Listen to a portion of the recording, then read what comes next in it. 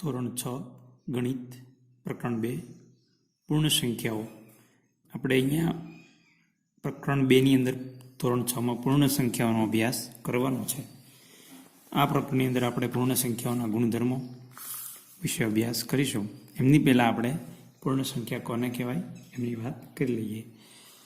તો અત્યાર સુધી આપણે ગણતરીની સંખ્યાઓ તરીકે 1, 2, 3, 4, 5 એમ વગેરે સંખ્યાઓનો ઉપયોગ કર્યો છે. આ સંખ્યાઓ છે એ ગણિતની ભાષામાં પ્રાકૃતિક સંખ્યાઓ તરીકે ઓળખવામાં આવે છે. પ્રાકૃતિક સંખ્યાને અંગ્રેજીમાં નેચરલ નંબર કહેવામાં આવે છે. નેચરલ નંબર એટલે કે નેચરલનો પહેલો અક્ષર એન, કેપિટલ એન તરીકે ઓળખવામાં આવે છે. જેમ આગળ ભણશું તેમાં આપણને ખ્યાલ આવતો જશે. હવે આ સંખ્યાઓમાં આપણે જોઈ શકીએ કે ભાઈ 3માં 1 ઉમેરીએ તો 3 તરત પછીની સંખ્યા 4 મળે. એવી રીતે 3માંથી આપણે 1 બાદ કરીએ તો 3ની પહેલાંની તરત સંખ્યા મળે. ટૂંકમાં આપણે પ્રાકૃતિક સંખ્યાઓમાં મોટે ભાગે 1 ઉમેરીએ એટલે એમના પછી આવતી તરત સંખ્યા એટલે કે પ્રતિવર્તી સંખ્યા મળે છે. અને જો 1 બાદ કરીએ તો એમના પહેલાંની એટલે કે પૂર્વવર્તી એટલે કે તરત પહેલાંની સંખ્યા આપણને મળે છે. દાખલા તરીકે આપણે જોઈએ કે 16માં 1 ઉમેરીએ એટલે 17 આવે. આ 17 એ 16ની તરત પછી આવતી સંખ્યા છે. એવી રીતે 16માંથી આપણે 1ને બાદ કરીએ તો આપણને 15 જવાબ મળે. તો 15 એ 16ની તરત પહેલાં આવતી સંખ્યા છે. એટલે કે 16ની તરત પછી આવતી સંખ્યા 17 અને 16ની તરત પહેલાં આવતી સંખ્યા 15. આમ દરેક પ્રાકૃતિક સંખ્યા માટે એને તરત પહેલાં આવતી સંખ્યા અને તરત પછી આવતી સંખ્યા આપણને મળે છે. એવું બીજો ઉદાહરણ જોઈએ. દાખલા તરીકે 2 છે એના તરત પછીની સંખ્યા કોણ આવે છે? 3. કારણ કે 2માં 1 નાખો એટલે 3 આવે. 2ના તરત પહેલાંની સંખ્યા કોણ આવશે? તો કે 2માંથી 1 બાદ કરીએ એટલે કોણ આવે? 1. હવે આપણે એક જોઈએ ઉદાહરણ કે 1 જે છે એમાં 1 ઉમેરીએ એટલે એમના તરત પછીની સંખ્યા મળે. કોણ? 2. પણ 1ની પહેલાંની સંખ્યા, 1ની પહેલાંની કોઈ પ્રાકૃતિક સંખ્યા આપણને 1માંથી 1 બાદ કરીએ તો મળતી નથી. પણ 1માંથી 1 બાદ કરીએ એટલે આપણને જવાબ મળે છે 0. આ 0 છે એ પ્રાકૃતિક સંખ્યા નથી. ટૂંકમાં પ્રાકૃતિક સંખ્યાઓ જે આ બધી છે 1, 2, 3, 4 વગેરે આ બધી પ્રાકૃતિક સંખ્યાઓ છે. કેવી સંખ્યાઓ છે? પ્રાકૃતિક. હવે આપણે એમની અંદર જો 0ને ઉમેરી દઈએ આ સંખ્યાઓમાં એટલે કે 0, 1, 2, 3, 4 આમ અનંત સુધી આ બધી સંખ્યાઓને પૂર્ણ સંખ્યા કહેવાય. જે આપણે અભ્યાસ કરવાનો છે કેવી સંખ્યા કહેવાય? પૂર્ણ સંખ્યાઓ. હવે આ પૂર્ણ સંખ્યાઓ આપણે જોઈ શકીએ છીએ કે બધી પ્રાકૃતિક સંખ્યાઓ છે એ પૂર્ણ સંખ્યાની અંદર આવે છે. એટલે આપણે એવું કહી શકીએ કે તમામ પ્રાકૃતિક સંખ્યાઓને આપણે પૂર્ણ સંખ્યાઓ કહી શકીએ. પણ શું આ બધી જ સંખ્યાઓ આની અંદર એટલે કે બધી જ પૂર્ણ સંખ્યાઓ પ્રાકૃતિકની અંદર આવે છે? તો કે ના. કઈ સંખ્યા નથી આવતી? તો કે 0. 0 એ પૂર્ણ સંખ્યા છે, પ્રાકૃતિક સંખ્યા નથી. એટલે આપણે એવું કહી શકીએ કે બધી જ પૂર્ણ સંખ્યાઓ એ પ્રાકૃતિક સંખ્યા નથી. હા, બધી જ પ્રાકૃતિક સંખ્યાઓ પૂર્ણ સંખ્યા છે, પરંતુ બધી જ પૂર્ણ સંખ્યાઓ પ્રાકૃતિક સંખ્યા નથી. હવે પ્રશ્ન એવો થાય કે ભાઈ સૌથી નાની પ્રાકૃતિક સંખ્યા કઈ? તો તમે જોઈ શકો કે સૌથી નાની પ્રાકૃતિક સંખ્યા કોણ છે? 1. એમનાથી મોટી 2, એમનાથી મોટી 3, એમનાથી મોટી 4 એમ વગેરે સંખ્યાઓ આપણને મળે. એવી રીતે સૌથી નાની પૂર્ણ સંખ્યા જો આપણને પૂછે તો કોણ આવે? 0. કારણ કે 1થી પણ નાનું કોણ છે?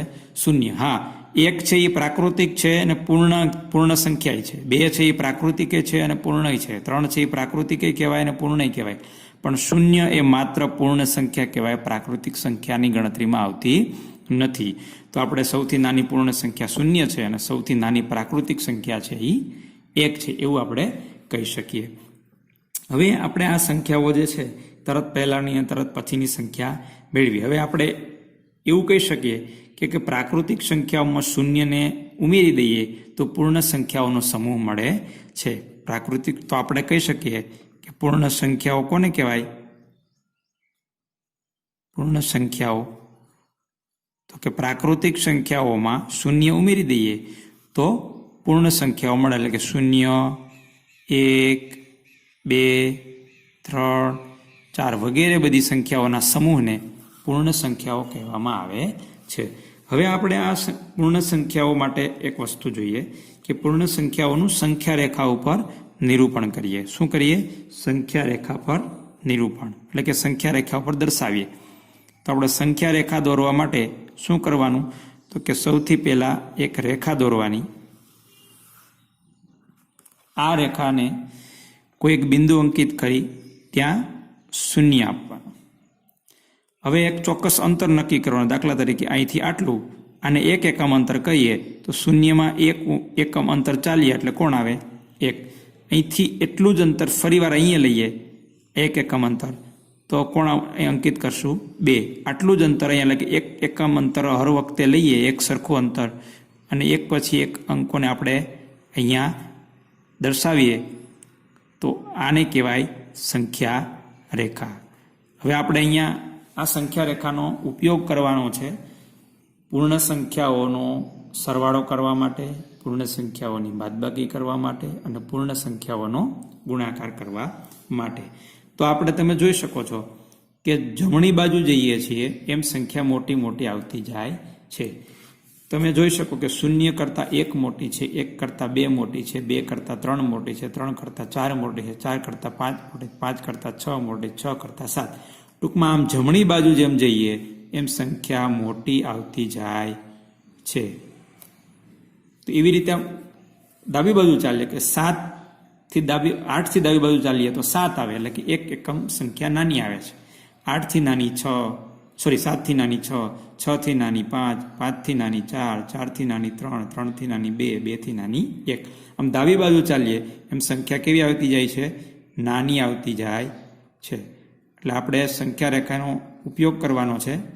જમણી બાજુ જઈએ એમ મોટી સંખ્યા આવે અને ડાબી બાજુ જઈએ એમ સંખ્યા નાની આવે છે.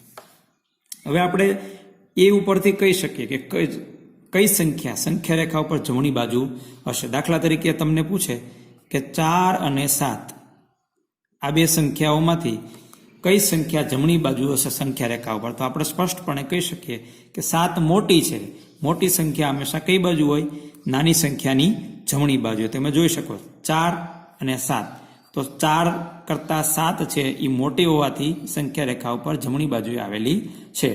અથવા તો આપણને એમ પૂછે કે આ 4 અને 7 બંનેમાંથી કઈ સંખ્યા ડાબી બાજુએ આવેલી હશે સંખ્યા રેખા ઉપર, તો આપણે કહી શકીએ કે 4 કરતાં 7 મોટા છે માટે જમણી બાજુ હશે અને 7 કરતાં 4 નાના છે માટે 4 એ સંખ્યા રેખા ઉપર ડાબી બાજુએ હોય હશે. બરાબર? આવી રીતે સ્પષ્ટપણે આપણે કહી શકીએ. આપણને પૂછે કે 1 અને 8 એમાંથી કોણ નાનું અને કોણ મોટું, એ સંખ્યા રેખાની મદદથી પણ કહી શકીએ કે 1ની જમણી બાજુએ 8 આવેલા છે માટે 8 એ મોટા છે, અને 8ની ડાબી બાજુ 1 આવેલો છે માટે 1 છે એ 8 કરતાં નાનો છે. અથવા તો આપણને એમ પણ પૂછે કે 1 અને 8 બંનેમાંથી સંખ્યા રેખા ઉપર જમણી બાજુએ કોણ હશે, તો એ પણ કહી શકીએ કે 1 કરતાં 8 મોટા છે માટે 8 એ 1ની જમણી બાજુ હશે. આવું આપણે સંખ્યા રેખાની મદદથી કહી શકીએ. હવે આપણે આની ઉપરથી માત્ર આ તો નાની નાની સંખ્યાઓ લીધી છે, આના ઉપરથી આપણે કોઈ પણ મોટી સંખ્યાઓને પણ કઈ બાજુ આવેલી હશે સંખ્યા રેખા ઉપર એ પણ સ્પષ્ટપણે કહી શકીએ. હવે આપણે સંખ્યા રેખાની મદદથી આપણે સરવાળો કરીએ. સંખ્યા રેખાની મદદથી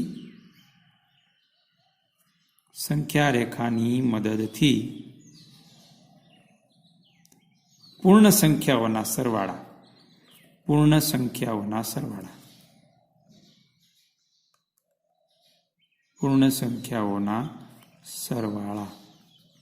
કેવી રીતે સરવાળો કરી શકાય પૂર્ણ સંખ્યાનો? દાખલા તરીકે આપણે એમ કે 3 + 4 એટલે કે 3માં 4 સંખ્યા રેખાની મદદથી મેળવો. તો આપણે સંખ્યા રેખા દોરવાની. એમાં સૌથી પહેલા 0 1 એકમ અંતરે 1, ફરીવાર 1 એકમ અંતરે 2, આ દરેક અંતર 1 એકમનું અંતર છે. 5, 6, 7, 8, 9, 10 આનંદ સુધી આ બાજુ વિસ્તરેલી છે. જ્યારે અહીંયા છે 0 અટકે, આગળ ભણશો એટલે આ બાજુ પણ સંખ્યા આવશે. એ હમણાં અભ્યાસ કરવાનો નથી. ધોરણ 7 અને ધોરણ 8ની અંદર જેમ આગળ વધતા જઈએ એમ નવી સંખ્યાઓ વિશે અભ્યાસ આપણે કરીશું. હવે જો આપણે 3 અને 4નો સરવાળો કરવો હોય તો પેલા 3 છે એ 3 અહીંયા છે તો અહીંયા ઊભું રહેવાનું. આ આપણું સ્ટેશન. હવે એમાં 4 ઉમેરવાના છે એટલે 4 એકમ અંતર જમણી બાજુ ચાલવાનું. તમારો જમણો હાથ જે બાજુ એ જમણી સાઈડ કહેવાય સંખ્યા રેખાની. કેટલા એકમ અંતર ચાલવાનું? તો કે 4 ઉમેરવા માટે 4 એકમ અંતર. આ 1 એકમ અંતર ચાલ્યા એટલે 4 આવ્યા. ફરીવાર 1 એકમ એટલે કે 2 એકમ અંતર ચાલ્યા એટલે 5 આવ્યા. ફરીવાર 1 એકમ એટલે કે 3 એકમ અંતર ચાલ્યા એટલે 6 આવ્યા. અને 4 એકમ અંતર ચાલે એટલે 7 આવે છે. તો અહીં આપણે સ્પષ્ટપણે કહી શકીએ સંખ્યા રેખાની મદદ કે 3 + 4 બરાબર 7 થાય છે. ટૂંકમાં આપણે અહીં લખાણ એવું કરવું પડે કે 3માં 4 ઉમેરવા છે, તેથી 3 થી 4 એકમ અંતર જમણી બાજુ ખસવું પડે. 3 થી 4 એકમ અંતર જમણી બાજુ ખસતા કોણ આવે છે?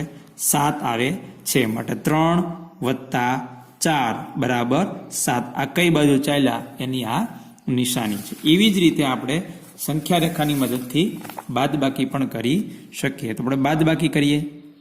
બાદબાકી આપણને એમ કે ભાઈ 6 માંથી તમે 4 બાદ કરો, તો આપણે સંખ્યા રેખા દોરવાની,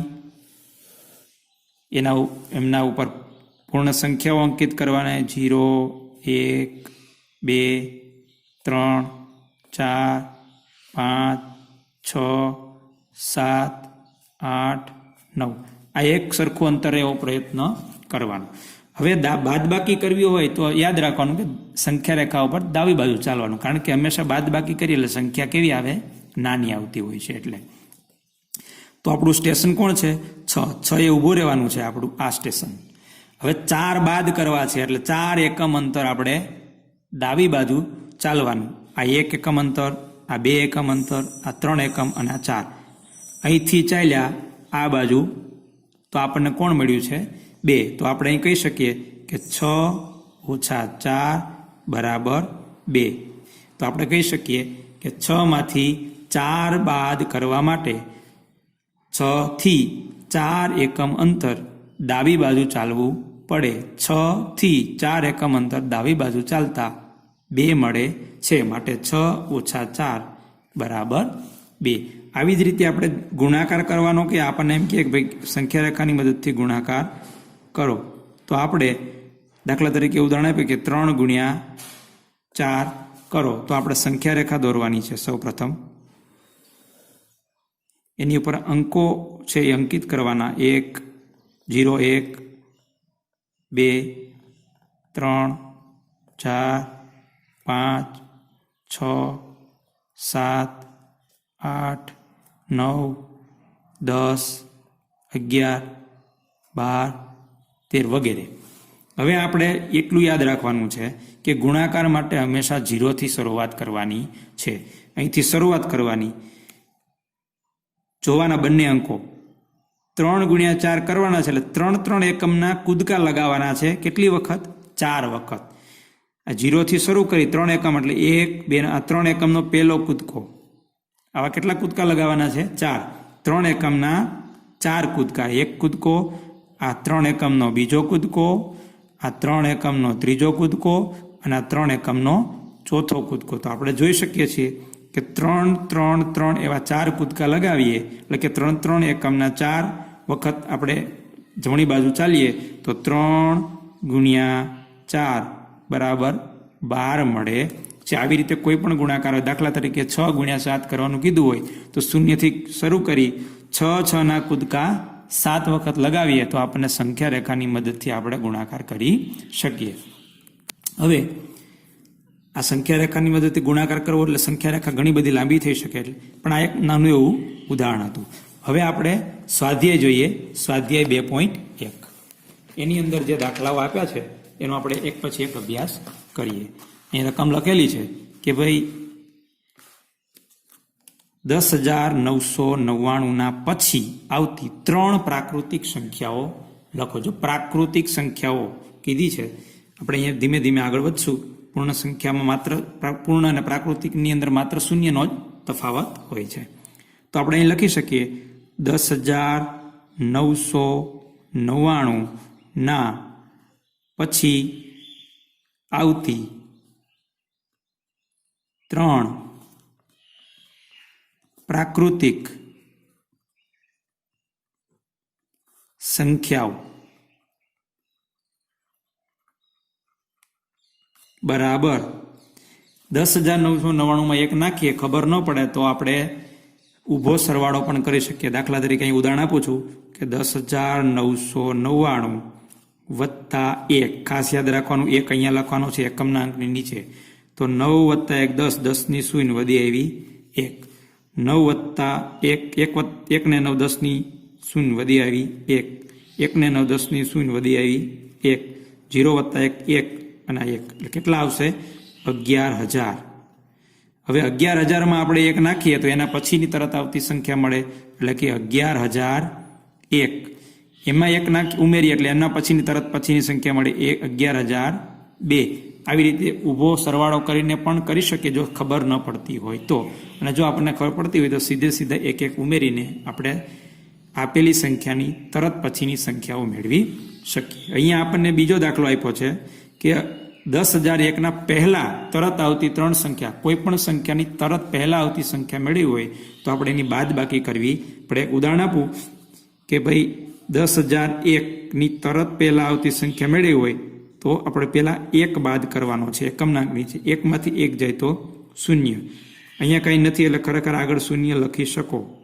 0માંથી 0 જાય 0, 0માંથી 0 જાય 0, 0માંથી 0 જાય 0, 1માંથી 0 જાય 1. તો કેટલા આવશે?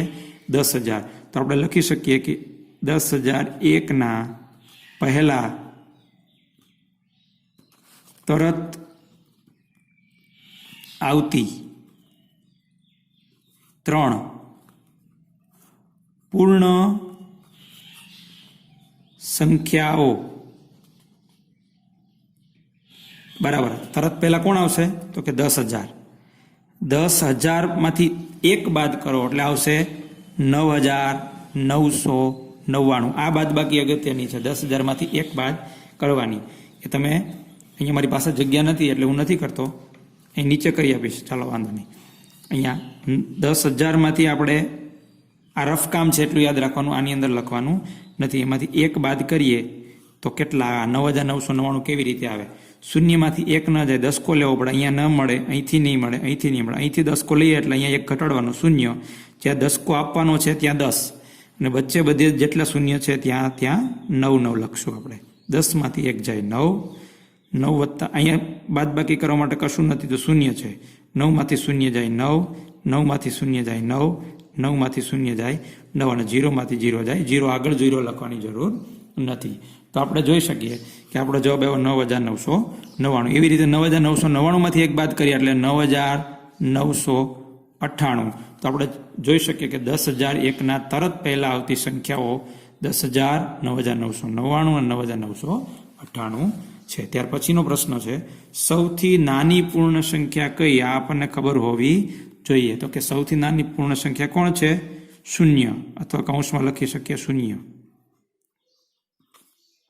આનો જવાબ આટલો જ છે. ત્યાર પછી સંખ્યાઓ 32 અને 53ના વચ્ચે આવતી પૂર્ણ સંખ્યાઓ જણાવો.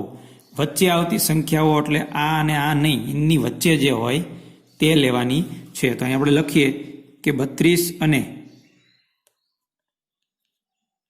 53ના વચ્ચે આવતી પૂર્ણ સંખ્યાઓ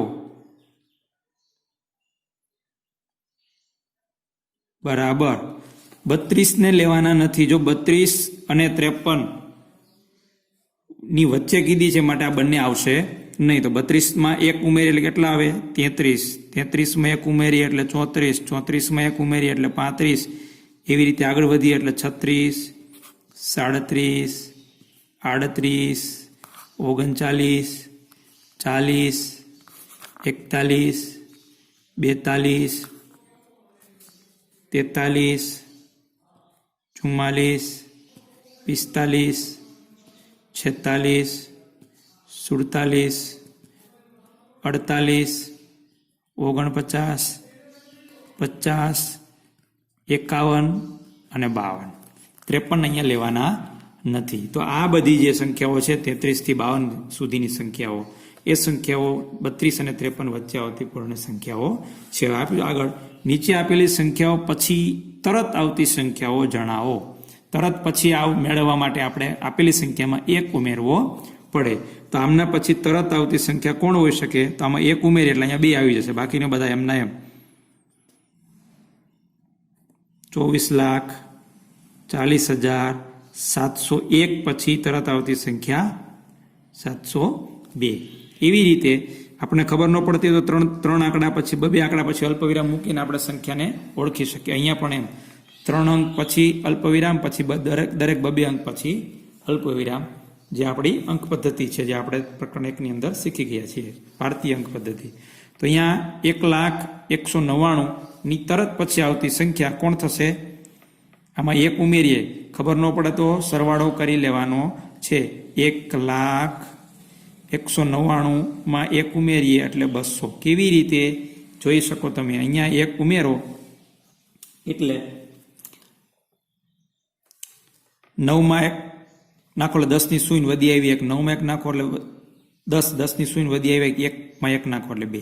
બાકીના બધા એમાંનો સરવાળો સાઈડમાં પણ આપણે કરી શકીએ. અહીંયા આપણને 10,000 અલ્પવિરામ કરી છે. 10,99,999 તરત પછી આવતી સંખ્યા એટલે 1 ઉમેરવાનો છે. આમાં 9 માં 1 નાખો એટલે 10, 10 ની શૂન્ય વધી આવી 1. અહીં વધી 1 અને 9, 10 ની શૂન્ય વધી આવી 1. 1 ને 9, 10 ની શૂન્ય વધી આવી 1. 1 ને 9, 10 ની શૂન્ય વધી આવી 1. 1 ને 10, 10 ની શૂન્ય વધી આવી 1. 0 વત્તા 1 અને 1 કેટલા આવશે? 11 લાખ. એ 10,99,999 તરત પછી આવતી સંખ્યા થશે. એવી રીતે અહીંયા પણ આપણને એક રકમ આપી છે, ડી નંબરનો દાખલો.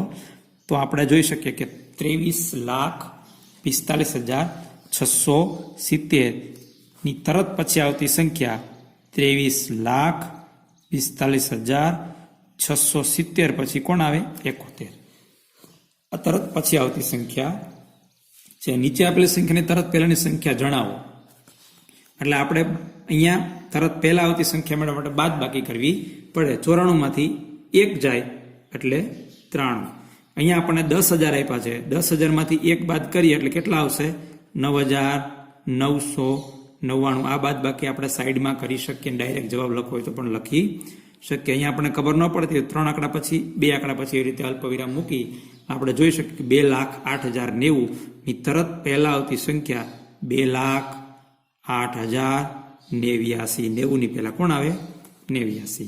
એવી રીતે દાખલા નંબર 4 છે, ડી, કે ભાઈ 76,54,321 ની તરત પહેલા આવતી સંખ્યા 76,54,320 પહેલા કોણ આવે? 21 પહેલા કોણ આવે? 320. તો અહીંયા આપણે આવી રીતે તરત પહેલા આવતી સંખ્યા મેળવી શકીએ. અને ખબર ન પડે તો આપણે સાઈડની અંદર બાદબાકી કરીને પણ એમનો જવાબ લખી શકીએ. હવે ત્યાર પછી આપણને રકમ આપી છે કે નીચે આપેલી સંખ્યાઓની જોડીમાંથી સંખ્યા રેખા પર કઈ સંખ્યા ડાબી બાજુ આવશે અને કઈ સંખ્યા જમણી બાજુ આવશે તે જણાવો, તથા તેમની વચ્ચે કયા ચિહ્નનો એટલે કે આ લઘુત્તરનો કે ગુરુત્તરનો ઉપયોગ થશે તે પણ જણાવો. જો આ લઘુત્તર કે ગુરુત્તરની નિશાની યાદ રાખવા માટે આપણે યાદ રાખવાનું, જો આવી નિશાની છે આને આપણે આવું કરીએ લ બને, લ એટલે લઘુત્તર, આની પાછળ લીટો કરીએ એટલે ગ બને એટલે ગુરુત્તર. લઘુત્તર અને ગુરુત્તર, અંગ્રેજીમાં આને લેસ ધેન કહેવાય અને ગ્રેટર ધેન કહેવાય. જે સંખ્યા નાની હોય એ અણી બાજુ લખવાની હોય અને જે સંખ્યા મોટી હોય એ 2 પાંખિયાની બાજુ લખવાની હોય. દાખલા તરીકે આપણે જોઈ શકીએ અહીંયા જો કીધું છે કે આ 2 સંખ્યામાંથી કઈ સંખ્યા નાની છે અને કઈ સંખ્યા મોટી. જે સંખ્યા નાની હશે એ સંખ્યા રેખા ઉપર કઈ બાજુ આવશે? ડાબી બાજુ. જે સંખ્યા મોટી હશે તે સંખ્યા રેખા ઉપર જમણી બાજુ આવશે. તો આપણે અહીંયા કીધું છે કે સંખ્યા રેખા પર કઈ સંખ્યા ડાબી બાજુ આવશે અને કઈ સંખ્યા જમણી બાજુ આવશે તે જણાવો, તથા તેમની વચ્ચે કયા ચિહ્નોનો ઉપયોગ થશે તે પણ જણાવો. તો આપણે જોઈ શકીએ કે અહીં 530 જો આંકડા એને છે 5, 3 ને 0, 5, 3 ને 0, પણ એનું સ્થાન બદલી જવાથી સંખ્યા નાની મોટી થઈ જશે. સંખ્યા નાની મોટી કઈ નાની કઈ મોટી એ જાણવા માટે જો બધા સરખા અંક હોય તો અહીંયા 3 અંક, અહીંયા 3 અંક, તો આપણે ડાબી બાજુથી જોતું જવાનું, સરખામણી કરતી જવાની. જો ખબર ન પડતી હોય તો, ખબર પડતી હોય કે 530 મોટા છે 503 કરતાં, તો કોઈ પ્રશ્ન છે નહીં. તો આપણે ડાબી બાજુ જોવાનું, અહીંયા 5 છે, અહીંયા 5 છે. હાલો, તો આ બે અંકો સરખા છે 100ના સ્થાનમાં, એટલે ત્યાર પછીનો અંક જોવાનો, દશકનો અંક. આના દશકના અંકમાં 3 છે, આના દશકના અંકમાં 0 છે. જે અંક મોટો હોય દશકના સ્થાનમાં, એ સંખ્યા મોટી થશે. પછી એકમનો અંક જોવા જવાની જરૂર નથી. અહીંયા દશકના સ્થાનમાં 3 છે ને અહીંયા 0 છે, માટે આ સંખ્યા છે એ મોટી થશે. એટલે કે 530 ગુરુતર 503, એટલે કે 530 એ 503 કરતાં મોટી છે. એનો અર્થ શું થાય કે 530 એ સંખ્યા રેખા પર કઈ બાજુ આવશે? મોટી હોવાથી 530 એ સંખ્યા રેખા પર 503ની કઈ બાજુ આવશે? જમણી બાજુ આવશે. કારણ કે મોટી સંખ્યા રેખા ઉપર કઈ બાજુ આવે? જમણી બાજુ. તો આનાથી ઉલટું પણ કહી શકીએ કે 503 એ 530ની ડાબી બાજુ આવે સંખ્યા રેખા પર. એવી રીતે બીજો દાખલો છે 370 અને 307. એમાં પણ અંકો એના જ છે, અંકોની સંખ્યા સરખી છે 3 3. તો આપણે નાની મોટી જોવા માટે અહીંયા ડાબી બાજુ જોવાનું, આ 100ના સ્થાનમાં 3 3 છે, તો એ સરખા છે. એના પછીનો અંક જોઈએ 7 અને 0, તો અહીંયા 7 છે એ મોટા છે 0 કરતાં, માટે 370 છે એ ગુરુતર એટલે કે મોટા થશે. તમે જોઈ શકો છો મોટી સંખ્યા બે પંખ્યા બાજુ લખી અને નાની સંખ્યા છે એ અણી બાજુ લખી. આપણે કહીએ કે મોટો છે એ નાનાને કોણી મારે, તો આને મોટા એ કોણી મારી કોને? નાનાને. તો આપણને ખબર પડી ગઈ કે ભાઈ 370 મોટા છે, તો 370 એ સંખ્યા રેખા પર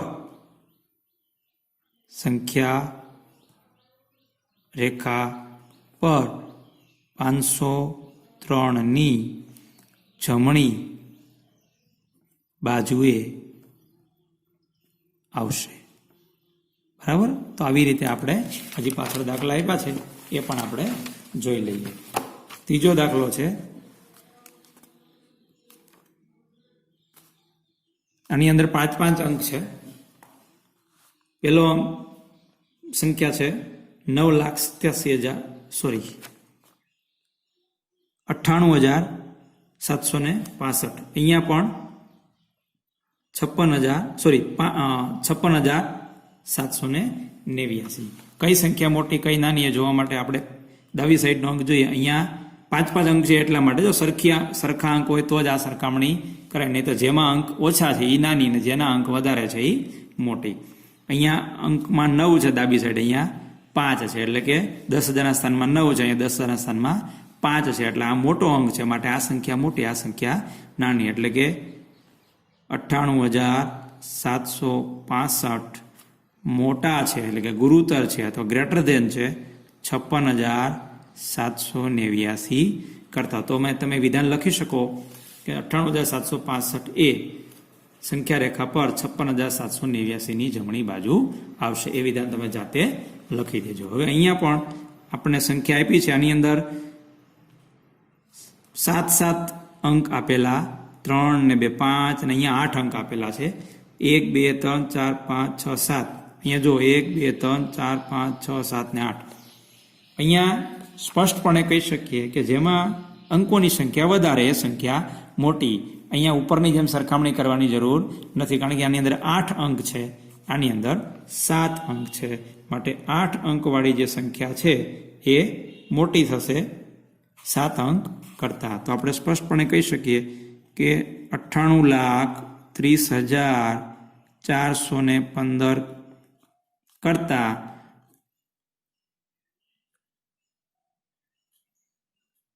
1,23,001 એ મોટા છે.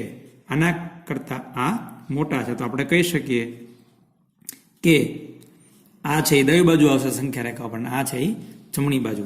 એ પણ તમે તમારી જાતે લખી દેજો. હવે ત્યાર પછીનું જે પ્રશ્ન છે 8મો દાખલો, એમાં ખરા ખોટા કહેવાના છે. જરૂર જો ને જ્યાં ખોટું હોય ત્યાં કારણ જણાવવું પડશે, સાચું હોય ત્યાં કારણ દર્શાવવાની જરૂર નથી. નીચે આપેલા વાક્યોમાંથી કયું વાક્ય ખરું અને કયું વાક્ય ખોટું છે તે જણાવો. પેલું છે વિધાન એ કે શૂન્ય એ સૌથી નાની પ્રાકૃતિક સંખ્યા છે. વિચારો, સૌથી નાની પ્રાકૃતિક સંખ્યા કોણ છે? સૌથી નાની પ્રાકૃતિક સંખ્યા 1 છે. અહીંયા શૂન્ય કીધી માટે આ વિધાન કેવું છે? ખોટું. કારણ કે હું લખશું કારણ કે સૌથી નાની પ્રાકૃતિક સંખ્યા કોણ થશે? 1 છે, શૂન્ય નથી. ત્યાર પછી આપણને બીજું વિધાન આપ્યું છે કે 400 એ સંખ્યા 399 ના પહેલા આવતી સંખ્યા છે. તો એના માટે આપણે વિચારવું પડે કોણ મોટું છે. મોટું હોય એ પછી આવે, નાનું હોય એ પહેલા આવે. તો 400 મોટા છે 399 કરતા, કારણ કે 399 1 નાખીએ પછી 400 આવે. તો 400 એ 399 ની પહેલા આવે નહીં, પરંતુ પછી આવે. આ વિધાન પણ કેવું છે? ખોટું. કારણ કે 399 છે એ પહેલા આવે. કોની? 400 ની પહેલા. કારણ કે 400 એ 399 ના તરત પછી આવતી સંખ્યા છે. તરત પહેલા નહીં પણ તરત પછી આવતી સંખ્યા છે. આ ઉલટું વિધાન કીધું હોત તો સાચું. શું? કે 399 એ 400 ના તરત પહેલા આવતી સંખ્યા. તો વિધાન કેવું બને? સાચું બને.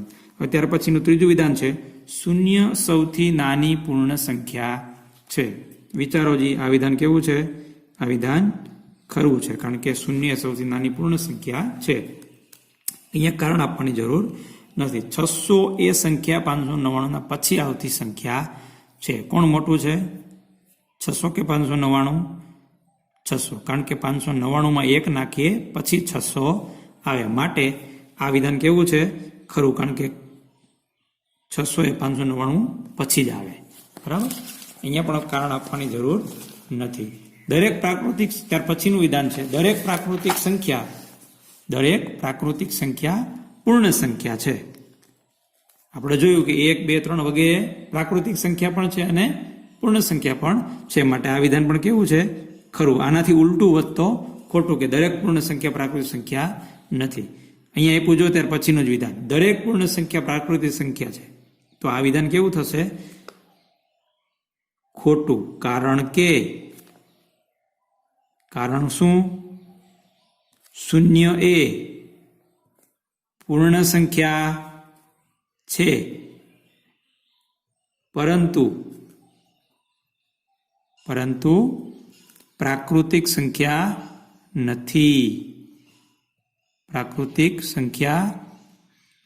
માટે આ વિધાન ખોટું છે. એક સંખ્યા માટે આ વિધાન આખું ખોટું થઈ જાય છે. હવે આગળ જોઈએ આપણે વિધાન જી. 2 અંકોની પૂર્ણ સંખ્યાની પહેલા આવતી સંખ્યા 1 અંકની ન હોઈ શકે. 2 આંકડાની પૂર્ણ સંખ્યા હોય એની પહેલા કોણ આવે? 1 અંકની જ આવે ને. તો આ વિધાન કેવું છે? ખોટું. કારણ કે 2 અંકોની પૂર્ણ સંખ્યા પહેલા આવતી સંખ્યા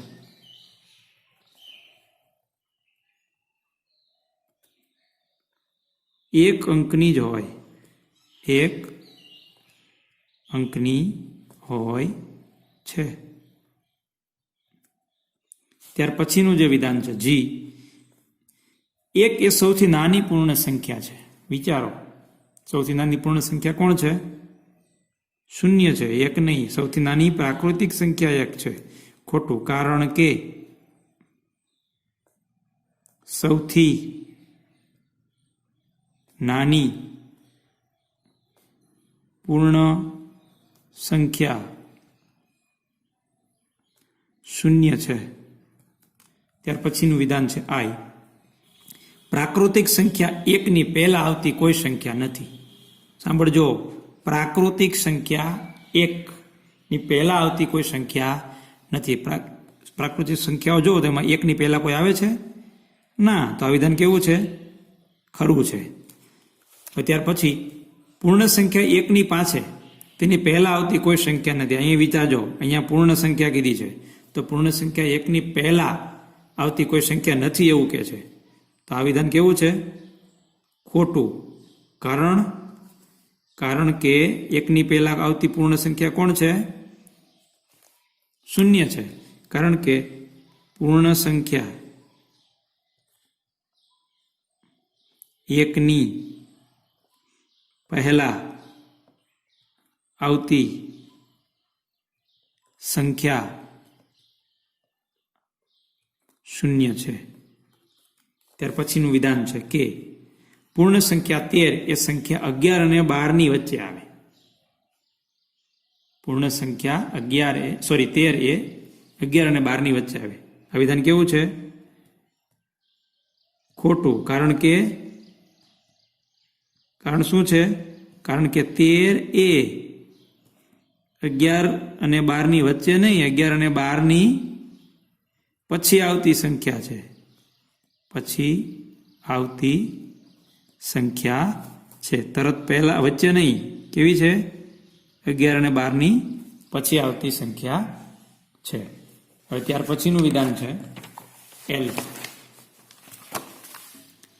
પૂર્ણ સંખ્યા શૂન્ય પાસે તેના પહેલા આવતી કોઈ સંખ્યા નથી. આ વિધાન જોવો જોઈએ. પૂર્ણ સંખ્યા શૂન્ય પાસે તેના પહેલા આવતી કોઈ સંખ્યા નથી. તો આ વિધાન કેવું છે? ખરું. કારણ કે સૌથી નાની પૂર્ણ સંખ્યા શૂન્ય, એની પહેલા કોઈ આવતું નથી. ત્યાર પછી વિધાન એમ છે, 2 અંકોની સંખ્યા પછી આવતી સંખ્યા હંમેશા 2 અંકની જ હોય. 2 અંકની સંખ્યાઓ પૂરી થઈ પછી શું આવે? 3 અંકની સંખ્યાઓ આવે. માટે આ વિધાન કેવું છે?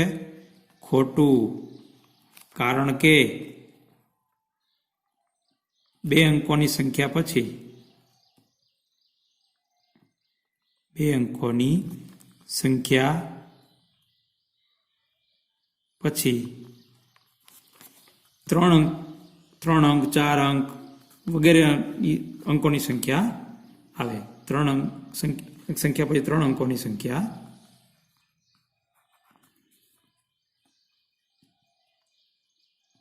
આવે છે. માટે આ વિધાન ખોટું છે. તો બાળ દોસ્તો, અહીંયા આપણે સ્વાધ્યાય 2.1 પૂર્ણ કરીએ છીએ. આવતા ભાગની અંદર આપણે પૂર્ણ સંખ્યાઓના ગુણધર્મો વિશે અભ્યાસ કરીશું. આ નોંધ તમારી નોટબુકમાં તમે કરી શકો છો.